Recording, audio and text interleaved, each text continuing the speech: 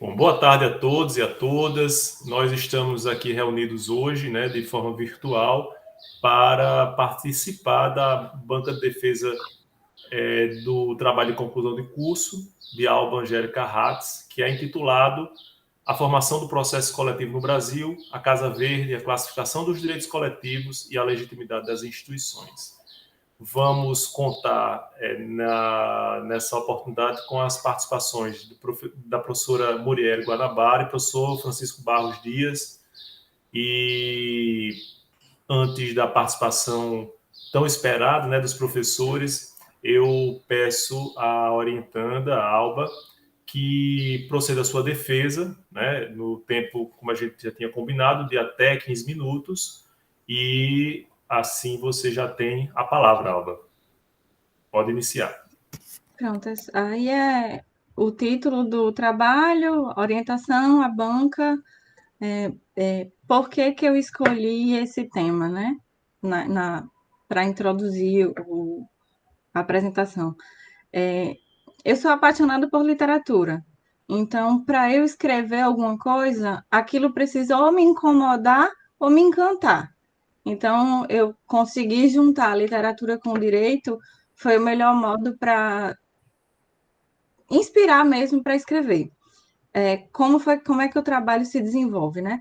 Na introdução, eu explico que vou abordar essa temática de ação coletiva e processo coletivo, usando como objeto de estudo a novela O Alienista, de Machado de Assis, que, apesar de ter sido escrita em 1882, Machado de Assis nunca deixa de ser atual, mas a análise que a gente faz é com o direito, considerando o direito nosso, vigente atualmente, a legislação atual. Como eu disse, escrever para mim não é automático, né? Eu preciso de alguma coisa que me incomode mesmo. E como processo civil e processo coletivo foram disciplinas que me chamaram a atenção na universidade durante os semestres. E quando eu estava assistindo às aulas do professor Barros, essa sobreposição de legitimidades para propor ação coletiva me incomodou ao extremo, ainda mais na nossa sociedade, né? Que vê recursos escassos, tudo, você ter sobreposição de legitimidades. Então, esse encantamento e esse incômodo conseguiram formar o caldeirão para ter inspiração para conseguir escrever. E aí, a partir daí, eu desenvolvi o trabalho, né? No segundo, tá numa tela só. No segundo capítulo, explico a novela, explico todos os contornos do caso, todos os contornos do conto, já discorro sobre o conceito de dano moral coletivo, como esse conceito se desenvolveu no Brasil, e já trago os apontamentos da ação civil pública, que seria o meio realmente para defender esses direitos coletivamente falando, esses direitos violados coletivamente falando, aqui no nosso país, né? No terceiro capítulo, eu já trago a questão do acesso à justiça. Eu trago as duas classificações, a classificação clássica de direitos difusos, coletivos e individuais homogêneos, e trago essa classificação que eu chamo de contemporânea, do professor Adilson Vitorelli, que ele classifica não só o direito, ele classifica o litígio.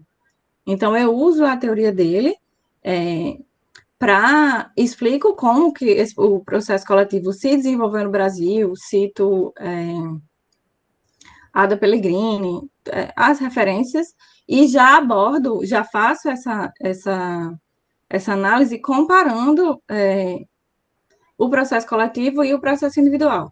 Então, eu já trago essa evolução do processo coletivo no Brasil, trazendo que o processo civil, principalmente, se desenvolveu para demandas individuais, mas que tem sido cada vez mais comum se propor demandas coletivas, né?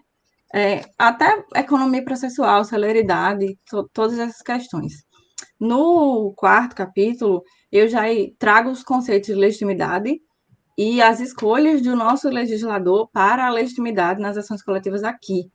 Trago essa diferença também sobre a legitimidade da Defensoria Pública, do Ministério Público, nesse capítulo 4, que eu já aponto a teoria do professor Vitorelli como um possível critério objetivo para tentar delinear e orientar melhor uma legitimidade que seria mais conveniente para diminuir essa sobreposição de legitimidade, a gente não ter Defensoria Pública e Ministério Público juntos em tantos casos defendendo os mesmos interesses. Eu acho que foi isso que mais me motivou a escrever, essa tentar delinear caminhos objetivos, critérios objetivos para apontar para as duas instituições em que ocasiões a legitimidade de uma seria melhor do que a legitimidade da outra e tal. E nas considerações finais eu já faço essa relação com a nossa sociedade, né? Como eu falei, recursos escassos, sobreposição de legitimidades, você tem duas instituições extremamente preparadas, profissionais extremamente preparados para estar ali defendendo o direito da sociedade, e a sobreposição realmente é um duplo esforço que, em alguns momentos, pode parecer desnecessário. Então, um panorama geral do trabalho é esse mesmo. Pronto, professor. Perfeito, Alba. Parabéns pela exposição, muito sucinta, né, dentro do que a gente tinha combinado, até porque a análise maior a ser feita é sobre o seu texto, né, que aí eu vou deixar a cargo dos professores, membros dessa banca. Eu paro de compartilhar, professor? Pode parar, por favor, Alba, aí fica mais fácil a gente visualizar cada um falando, né? Professor Barros, eu sempre adoto como critério, né, para a ordem de participação, quem é externo, né? E aí, se não houver objeção, eu vou já passar. Tem dois requisitos para ser primeiro. Externo e mulher. A mulher Pois tá vendo? Olha. E aí, por essa razão, eu já passo a palavra para a professora Murielle Guanabara, né, que nos honra aqui com o atendimento dessa convocação, né, desse convite, e certamente vai abrilhantar esse momento, né, Alba? Pois não, professora Murielle. Boa tarde a todos. Gostaria inicialmente, antes de comentar, né, de tecer considerações sobre esse lindo trabalho de conclusão de curso, deixar aqui registrada a honra de participar dessa grande banca, né, com o professor Barros, professor Morton. Como eu registrei no início, infelizmente não fui aluna do professor Morton, mas fui aluna do professor Barros.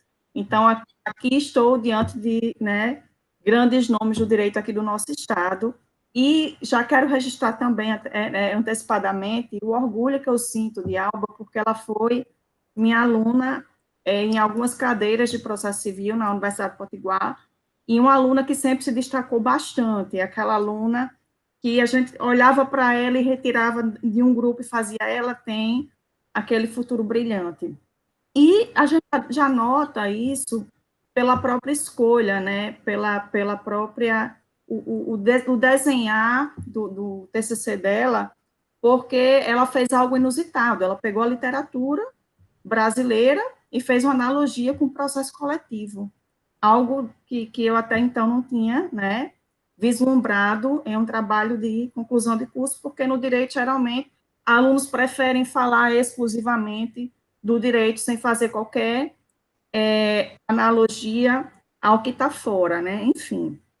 E destaco também a opção de Alba por trilhar, apresentar o professor Vitorelli, porque essa análise do processo coletivo, ela é, de fato, diferenciada, e eu compartilho da crítica dele, porque hoje ele afirma muito, né? Ele diz, olha, infelizmente, o nosso país não valoriza o processo coletivo, e o que é que nós temos hoje? Demandas individuais massificadas.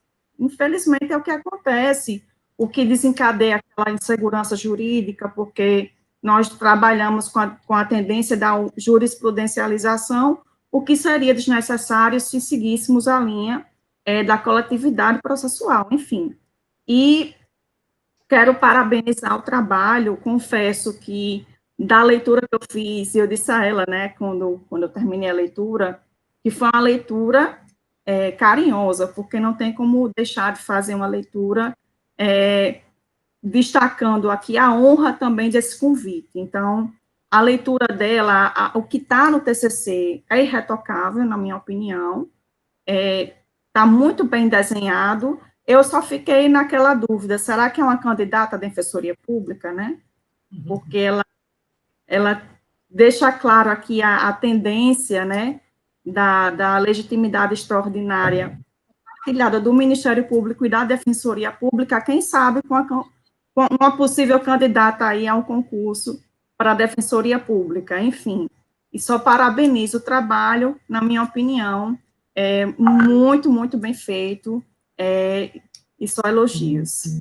E já que deixo o registro, passo a palavra para o professor Barros. Passar aí pelo presidente. Obrigado, professor Muriel. Eu vou só pedir a Alba se tiver alguma consideração a fazer em relação às colocações do professor Muriel. Não, tenho não. Só agradecer e dizer que eu estudo para a Defensoria e para o Ministério Público. Exatamente isso. Olha a duplicidade aí que você está criticando, tá vendo? Viu? Obrigado, professor Muriel. Obrigado, Alba. Agora eu já passo a palavra para o professor Barros para fazer suas considerações acerca do trabalho. Mais uma vez, boa tarde a todos.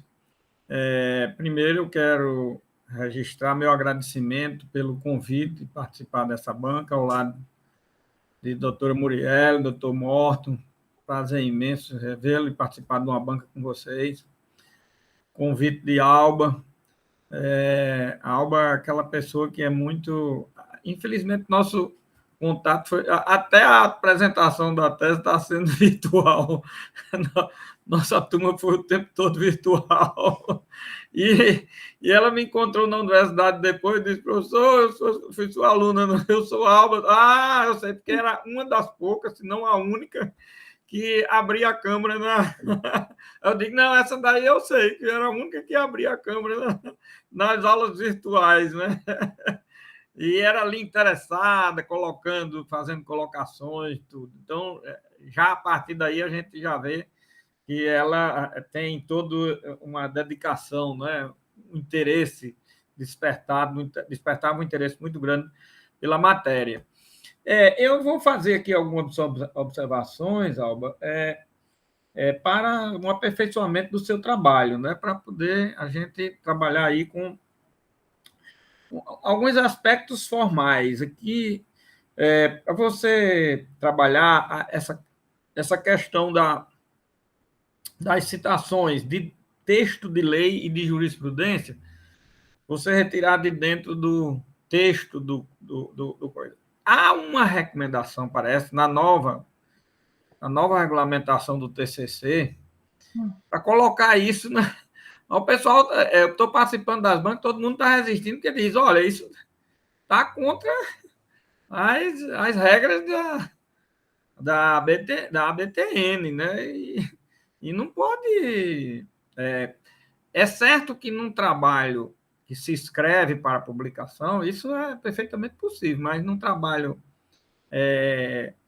de academia não é recomendável. Então, os textos de lei, de jurisprudência, serem colocados na nota de rodapé e fazer o comentário, né? Daquela anotação, daquele registro. Esse é um primeiro ponto. O segundo ponto é com relação à bibliografia. É certo que processo coletivo tem ainda não é aquele processo que a gente pode chegar e citar assim facilmente 100 obras de processo como dos outros processos, mas nós temos aí muitos autores clássicos, porque é uma coisa interessante que eu venho notando em todas as apresentações de TCC, né? O pessoal tem aquele contato com os autores mais novos e fica naqueles autores novos, mas nós precisamos de ter a base lá dos clássicos, né? Os autores são os últimos dos últimos 10 anos. Está certo que essa matéria é nova. O primeiro livro de processo coletivo no Brasil, que eu considero, é de Ada Pellegrini, Tutela dos Interesses Difusos, é de 83. Acho que a publicação foi em 83. 83 foi. É o primeiro livro, quer dizer, é muito recente. Não tem, assim, maiores casos. E foi na verdade, ela organizou um apanhado de palestras de um congresso que ela fez em São Paulo para poder dar base à ação civil pública que estava sendo trabalhado o projeto, e ela trouxe vários autores do Brasil e do exterior para trabalhar esse assunto e dar uma base teórica à elaboração da ação civil pública na época, né? O enriquecimento da bibliografia aí é importante. Nós temos muitas obras hoje já sobre o assunto, né? Um outro livro coordenado por ela é Participação em Processo. É um livro também.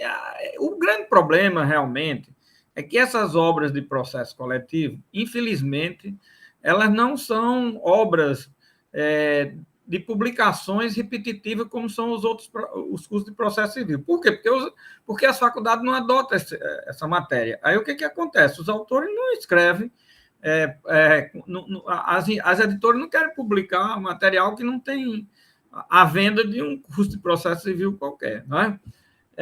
Aí é muito, muito difícil realmente de se encontrar, mas você citou aqui a Ada Pellegrini, por exemplo, o Código Brasileiro de Defesa, está ótimo, coordenadora. Luiz Guilherme Marinoni, você citou o curso, mas Luiz Guilherme Marinoni, melhor nessa matéria é o Teoria Geral do Processo, que ele trabalha, aliás, é o único autor no Brasil que trabalha na Teoria Geral do Processo, incluindo os dois processos, o individual e o coletivo, né? Então, na Teoria Geral do Processo, de Luiz Guilherme Marinoni, é muito importante. A Ada Pellegrini, Nossa Senhora, tem tanto trabalho que eu não... tem tanta coisa que é muito importante o código, mas é muito, muito bom esse outro também. Kazuo Watanabe é outro que tem muita coisa também a respeito. Hoje você tem um outro autor muito respeitado, Antônio Gidi. Antônio Gidi. Nossa, esse autor é muito bom. Ele está com um livro, as Class Action, né? E mais litispendência, coisa julgada, quer dizer, essas obras precisam vir para a bibliografia, para poder dar um embasamento melhor. Outro autor que tem muita coisa escrita é Hugo Nigro Mazzilli. Mazzilli está aqui? Não. Não. Nigro Mazzilli também, porque é um dos primeiros, os pioneiros. Hugo Nigro Mazzilli.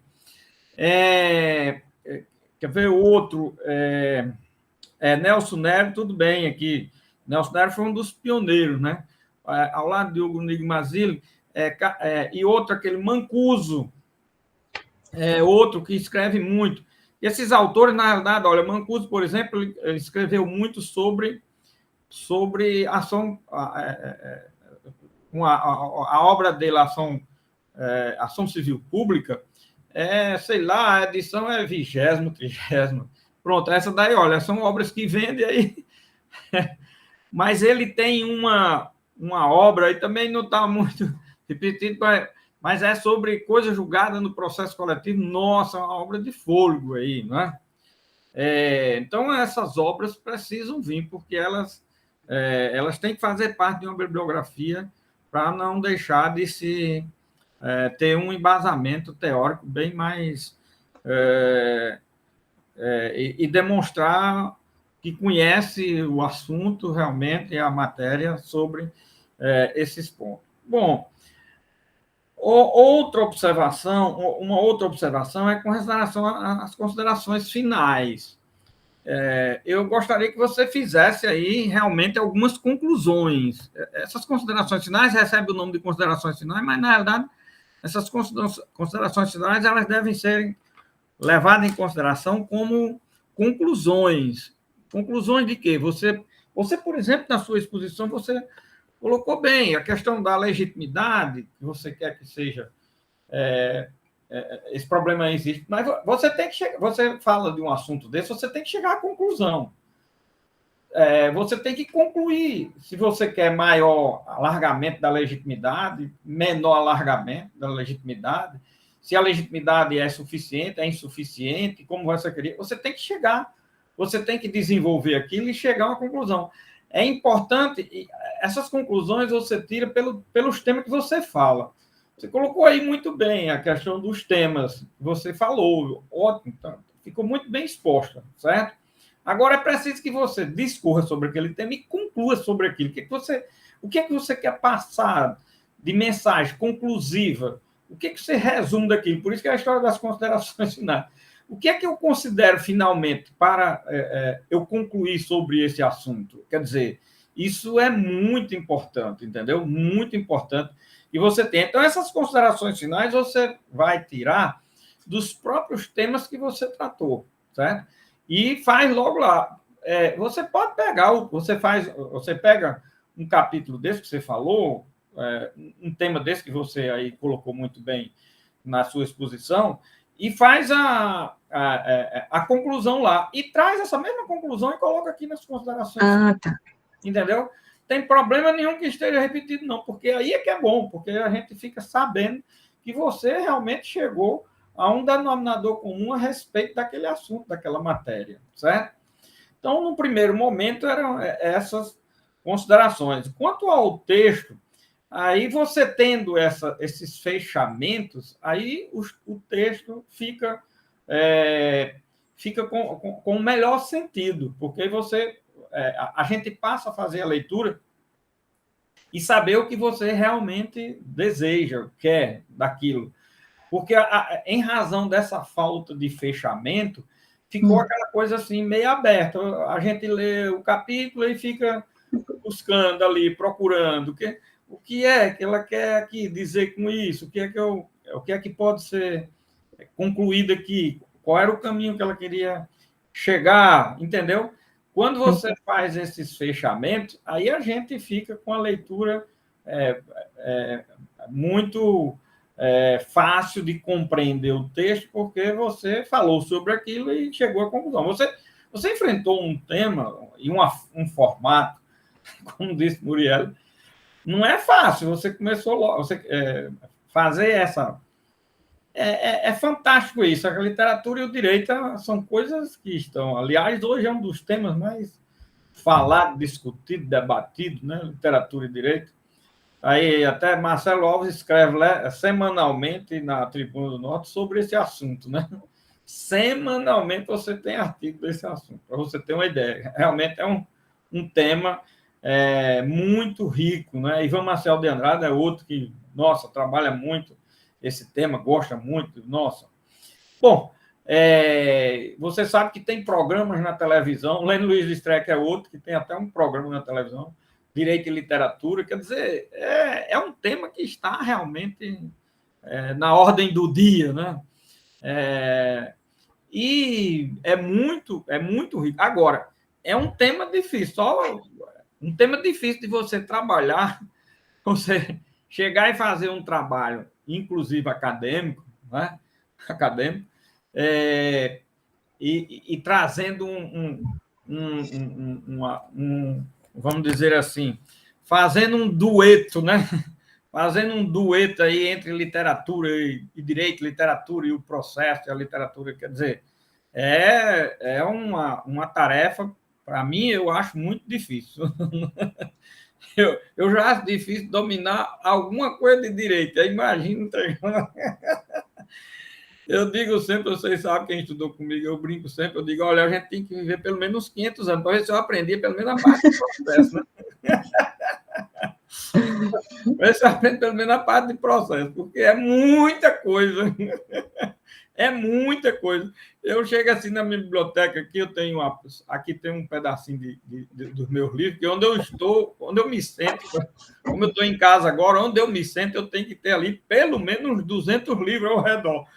Não leu tudo, mas eu fico ali observando e dizendo, isso é muito importante, é muito bom, eu preciso... Porque eu fico ali o tempo todo. E eu tenho livro em todo canto que eu chego. É em casa, é no escritório, ainda tem uma casa alugada cheia de livros que eu não cabo no meu apartamento, nem cabo no escritório, não cabo. É uma casa só para guardar livros. São 3 ou 4 salas enormes de estante de livros do piso ao teto. Para vocês terem uma ideia. Então, aí repare como a gente precisa de tempo para aprender um bocado de coisa em direito. Né? Também nesse meio tem muita literatura, né? Mas é complicado realmente, é um tema que é muito bom, é extraordinário, mas que não é fácil você fazer isso. Então, me parece que você fazendo esses ajustes aí, seu trabalho dá um sentido bem especial, entendeu? Para o propósito que você quer, porque você aqui colocou na sua exposição propósitos muito perfeitamente justificáveis, né? A questão é que quando a gente faz a leitura em razão da falta do fechamento dos temas, aí ficou aquela coisa meia solta na leitura, entendeu? Aí, você fazendo esses fechamentos, logicamente, a leitura vai passar a ser outra compreensão e o próprio texto vai adquirir um sentido bem mais objetivo, claro, entendeu? Para a pessoa fazer a leitura e saber realmente o que você está querendo transmitir de informação no seu texto, certo? Então, eu queria fazer essas observações só para a gente... Né? Aí, a título de colaboração, nesse e outros trabalhos, porque, eu digo sempre, olha, o TCC, seu trabalho poderia ser assim, uma visão panorâmica do processo coletivo. Você podia dar aqui vários títulos, né? Uma visão panorâmica do processo coletivo. É um título que cabia no trabalho também. Porque o TCC, eu vejo o TCC como exatamente uma busca de sistematização de um tema. Eu não sou preocupado com o aluno trazer uma tese no TCC. Às vezes os alunos querem trazer uma tese. Eu não me preocupo com tese, eu me preocupo em eles saberem que aquela matéria existe e ter uma visão sistêmica dela. Você escolhe um tema e aí, logicamente, tem que haver a questão dos cortes epistemológicos, os cortes metodológicos, vai para tudo isso aí, entendeu? Para poder você escrever também, porque você não pode escrever de forma indefinida, 200, 300, 500 páginas. Você tem um limite de páginas e aí você tem que, logicamente, fazer esses cortes, né? E se cingir aquilo para poder alcançar um objetivo. Mas um objetivo de ter uma visão sistêmica do processo coletivo, da legitimidade no processo coletivo, do objeto no processo coletivo, do problema da competência no processo coletivo, do problema da execução. Aliás, no processo coletivo, eu digo sempre, quando eu termino, eu digo, se vocês quiserem uns 2.000 ou 3.000 títulos, o processo coletivo oferece. Claro que os outros oferecem também, mas como eu estou dando a matéria, eu digo, se vocês quiserem, porque aí qualquer um perguntar na hora, eu digo, pô, quantos títulos você quer agora? 10, eu dou 10 ali na hora, para você escolher. Entendeu? Porque realmente é muito rico, né? Você veja, se você escolher, até pelos títulos das ações, né? Você pode escolher. Só que também pelos títulos das ações já fica um trabalho difícil de ser feito, né? Você escolher mandado de injunção. Olha, o mandado de injunção hoje eu mostro um dos melhores, foi o melhor tema que foi regulamentado no Brasil. Infelizmente, o mandado de injunção não é muito utilizado, assim, não é aquela ação popular, né? Não é aquela ação utilizável. Aí pouca gente estuda, mas a lei do mandado de injunção é a coisa mais perfeita que existe de regulamentação de uma matéria. Diferentemente do que foi o mandado de segurança coletiva, que foi um desastre. Se revogasse os 2 dispositivos do mandado de segurança coletiva no texto da lei, era a coisa melhor que existia, porque só veio atrapalhar, só veio criar dificuldade em compreensão, não ajudou a nada. Agora, o mandado de injunção ficou muito bem sistematizado. Né? Mas ali você veja, você escolhe ali, aí você tem o mandado de injunção individual, você tem o mandado de injunção coletiva, você tem a questão da legitimidade, você tem a questão do objeto, você tem uma coisa que o Código de Processo ia trazer, e o Código de Processo ia trazer exatamente copiando o que está no mandado de injunção, que era uma ação individual, os efeitos da sentença serem reproduzidos de forma erga omnes, né? Num processo individual. O mandado de injunção faz isso. Né? Engraçado, aprovou-se isso do mandado de injunção, mas não se aprovou, aliás, no Código de Processo Civil foi aprovado, mas infelizmente foi vetado. Ou seja, não se compreendeu, não se entendeu. O executivo é horrível na parte de processo coletivo. O executivo tem muito medo de processo coletivo. Isso eu sei porque eu trabalhei nessas comissões de negócio de anteprojeto de código da ação civil pública e do Código de Processo Coletivo, que tem no Congresso e nunca sai do canto. Por quê? Porque eles têm medo. E eu fui conversar uma vez, a gente teve uma reunião com o assessor do ministro da Justiça da época. Ele disse, doutores, era uma comissão de juízes federais pela nossa associação. Olha esse negócio de processo coletivo, de ação civil pública, você não queira saber como nenhum governo gosta. Eu digo, ele não gosta porque não tem, porque não sabe. Ele não sabe.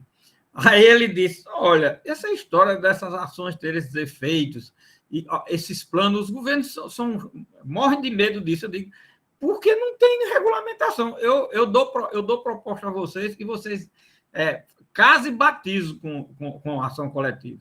Mas como é que você tem? Eu digo, rapaz, é o seguinte, olha, esses efeitos de obrigação de pagar que vocês têm, que vocês temem, num processo coletivo, ele não deve ser como obrigação de pagar, ele deve ser como obrigação de fazer. Uma lei que regulamenta essa matéria não pode realmente fazer com que juiz nem judiciário venha e dê uma liminar para pagar tantos bilhões em razão de uma coisa. Isso daí é um absurdo. Tem que ser na base de uma obrigação de fazer e facultar a negociação da forma mais ampla possível e aberta. E ser na base de obrigação de fazer, parcelado, tudo, você bota tudo na lei, bota tudo. Aí ele disse, mas doutor, o senhor realmente... Olha, vou fazer um evento para você vir expor isso aqui e vamos convidar o pessoal do Congresso e alguns... Aquele pessoal que realmente aprova ou não aprova uma lei, né? Tá certo. Aí, quando a gente deu as costas, houve a mudança do ministro da Justiça nessa época, já faz tempo isso aí, bem uns 10 anos, mais de 10 anos. Aí houve a mudança do ministro da Justiça, aí a reunião, o Congresso acabou-se também, aí pronto. Aí ficamos... Aí tem que começar tudo de novo, a negociar, a fazer... trabalhar um processo legislativo, minha gente. Esse aqui é um processo difícil mesmo, viu? Esse aqui é um processo difícil. Pois traga aí essas contribuições, Alba, com essa finalidade, tá certo? Para dar uma melhor rosto ao seu trabalho, que precisa ser só fechado nesse sentido, ok? Desculpem aí tanta fala que eu, quando começo a falar, nossa, em processo coletivo, logo não é brincadeira. Tá bom, presidente? Mais uma vez, quero dizer aqui da minha alegria e satisfação de participar numa banca com todos vocês, a partir de Alba, Murielle, Morton. Aliás, todos os nomes assim, bem... Não é qualquer nome.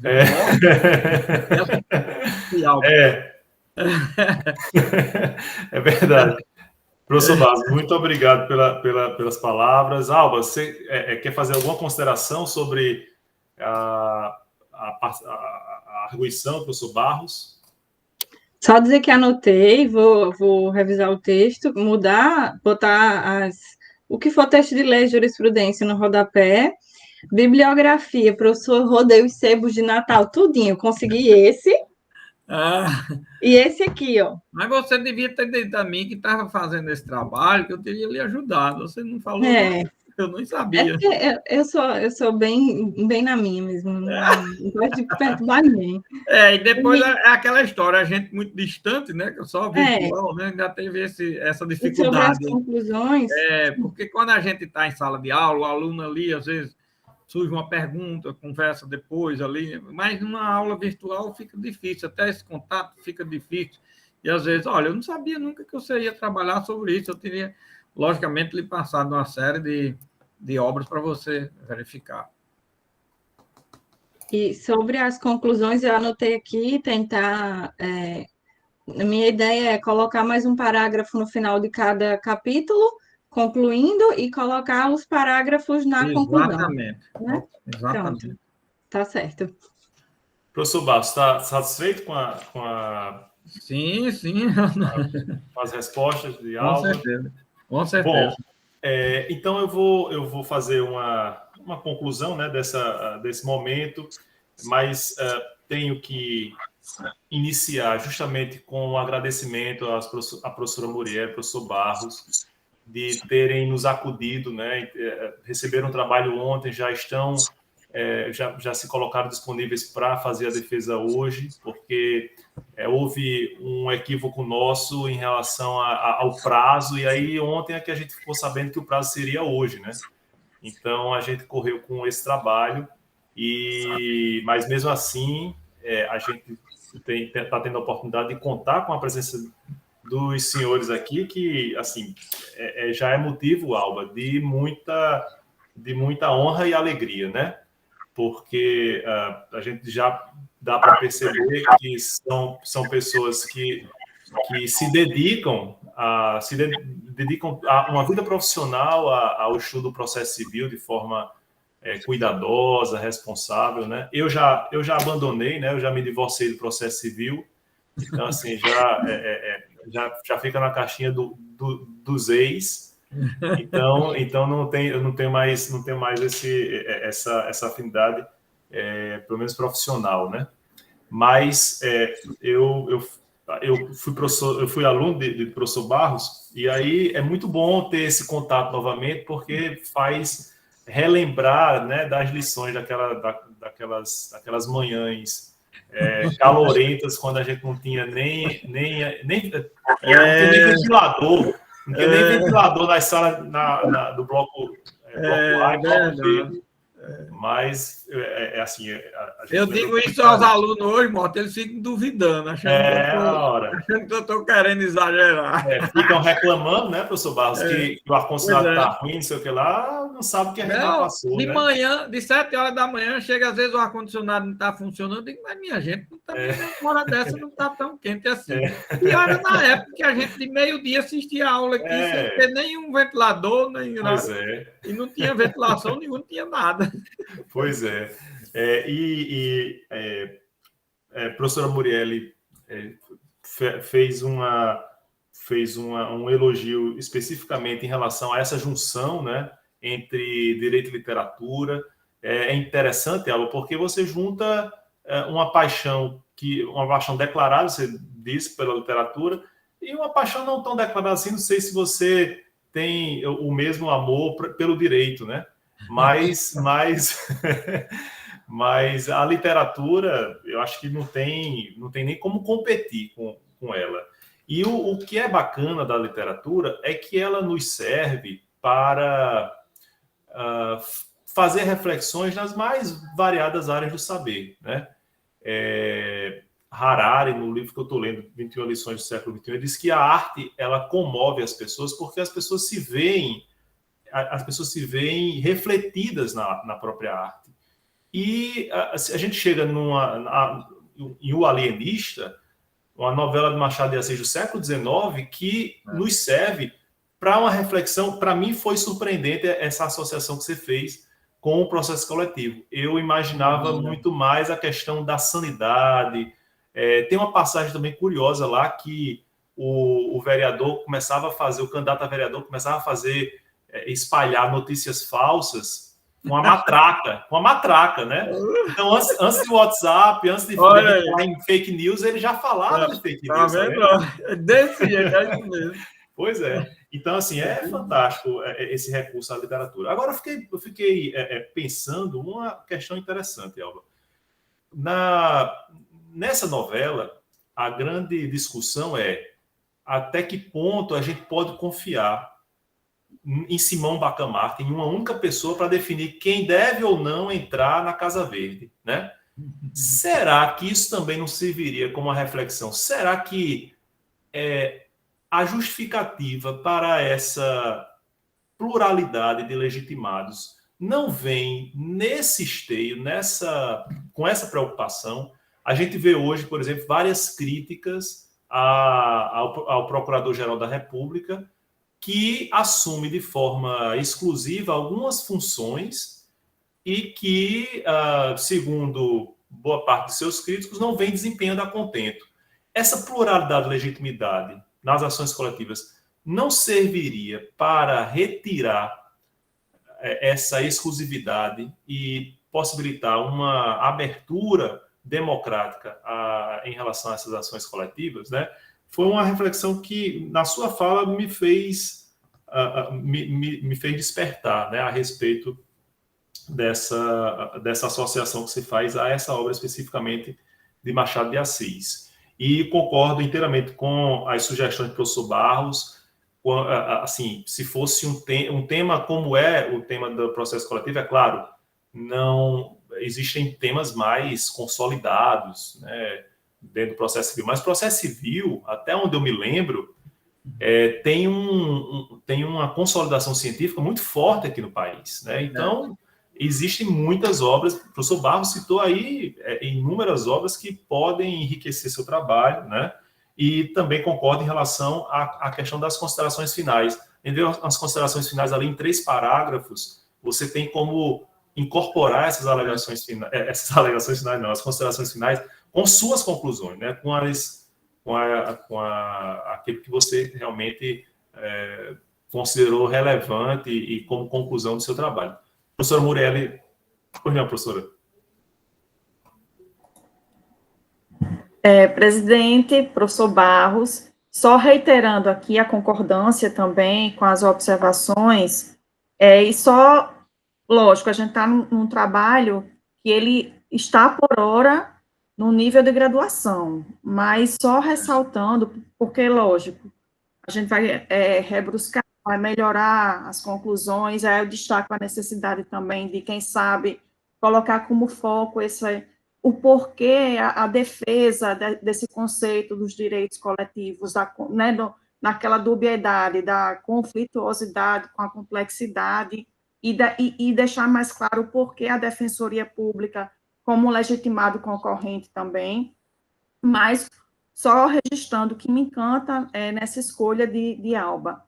A gente imagina essa analogia com a literatura e pensa numa escolha para o direito civil, por exemplo, né? A gente não vai imaginar que vai haver um casamento do direito processual com a literatura.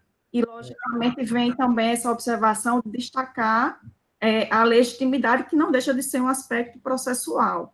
Mas só querendo também deixar aqui o meu registro de que a melhoria desse seu trabalho de TCC, ele pode ser também levado a um mestrado e, quiçá, a uma tese de doutorado, que eu sei que é o caminho que você vai trilhar pela excelente aluna que você é. Então, já estou lhe vendo no mestrado, quem sabe já melhorando tudo isso, aprofundando, pegando as deixas de professor Barros, levando para um mestrado, melhorando, e quem sabe também aprofundando como uma tese de doutorado, que aí fica uma coisa mais do que maravilhosa. Só uma sugestão, viu? Perfeito, professor Morelli. Alba, quer fazer alguma consideração final em relação a tudo que foi dito, né, antes de a gente decidir seu destino? Quero. Sobre o que o senhor falou, né? Essa duplicidade, trazer a ideia de só uma pessoa escolher quem vai, quem não vai. O que eu. De tanto que isso me mexeu, o que é que eu. Acho que talvez eu não consegui exprimir essa ideia no trabalho. É isso que os pontos de professor Barros vão fazer, colocar isso no trabalho. Eu não. O que eu acho interessante, quanto mais legitimados para mim tiverem, melhor. Por isso que eu acho legal a ideia do professor Vitorelli de classificar o litígio. Então, é lá no caso concreto que eu acho mais interessante a gente escolher ou Defensoria Pública ou Ministério Público, a depender do tipo de litígio, entendeu? Mas, para mim, quanto mais legitimados tiverem, melhor. É só a questão do caso concreto. Naquele caso, no desastre de Mariana, por exemplo, seria qual o melhor legitimado? Ser o Ministério Público, óbvio, com o apoio da Defensoria Pública e tal, mas a Defensoria Pública, ou seria um para analisar as questões de impacto ambiental e o outro para ficar junto à população, defender os direitos da população. Isso. O que me incomoda é a sobreposição de legitimidades, retrabalho. As duas instituições fazendo a mesma coisa. É isso. Essa sua colocação, Alba, é fantástica, porque é o seguinte, na lei olha, para você ver como é interessante, a lei de mandado de injunção trabalha exatamente isso. Cada legitimada extraordinária que ela indicou, ela indica com uma determinada pertinência temática. Até o Ministério Público não é toda e qualquer ação de mandado de injunção que o Ministério Público deve ajuizar. A Defensoria Pública tem os estados, todos os legitimados lá, todos eles estão vinculados a uma pertinência temática. Olha aí como é interessante. Exatamente essa sua posição está lá na lei do mandado de injunção. Por isso que eu digo, essa lei é fantástica, ela tem uma riqueza de informação, de dados, de elementos para se estudar, que é impressionante. E atendeu aí exatamente essa sua colocação que você fez aí. Perfeito. Pronto. Aí, sobre o que a professora falou, é interessante mesmo. Vou trabalhar melhor essas questões da complexidade e da conflituosidade, fazendo a relação com as duas legitimidades. E anotei a lei de mandado de injunção aqui também, viu, professor?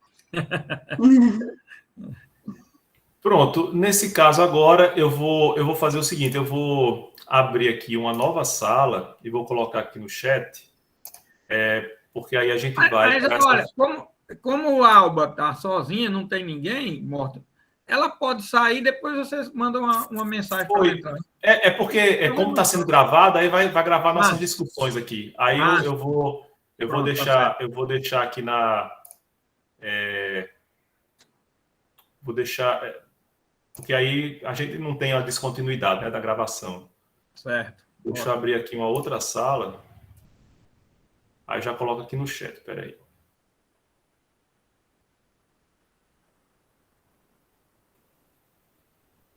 Só lembrar o professor Barros de fechar o microfone nessa sala aqui. Sim, exatamente. Eu também, às vezes por outra... Peraí. Pronto. Eu vou colocar aqui... Mariana está aqui também numa outra defesa, lá no outro cômodo. A internet está pesada, mas eu coloquei aqui no chat. Pronto, eu já estou lá na outra sala, certo? Aí você espera aqui, Alba, lembrando que não pode xingar a banca, tá certo? Porque vai ficar tudo registrado. Viu? Ok.